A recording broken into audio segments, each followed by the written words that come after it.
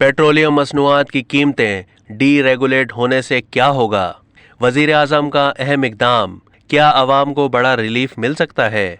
मुल्क की तारीख में पहली बार ऑयल एंड गैस सेक्टर को डी रेगुलेट करने की समरी ज़ेरे तरतीब है। वजीर आजम शहबाज शरीफ, जिनके पास वजारत पेट्रोलियम का कलमदान भी है, उन्होंने अपने रुफका की मशावरत से पेट्रोलियम मसनूआत की कीमतों को डी रेगुलेट करने की समरी सेक्रेटरी वजारत पेट्रोलियम से तलब कर ली है।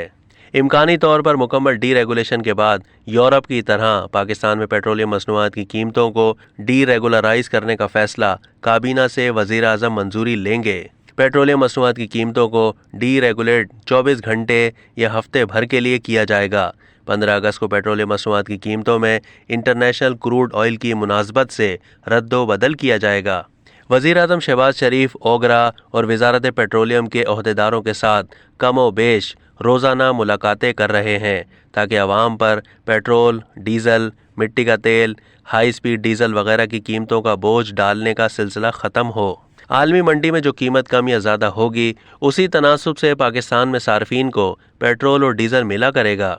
वजारत पेट्रोलियम और ओगरा को ज़राए के मुताबिक हफ्ता 13 अगस्त को गुज़िश्ता 15 अय्याम का क्रूड ऑयल की कीमतों में रद्दोबदल का जो डेटा दिया गया, उसके मुताबिक ओगरा की समरी में 15 रुपये तक पेट्रोल, डीज़ल, मिट्टी के तेल, लाइट स्पीड डीज़ल की कीमतों में कमी का इम्कान है।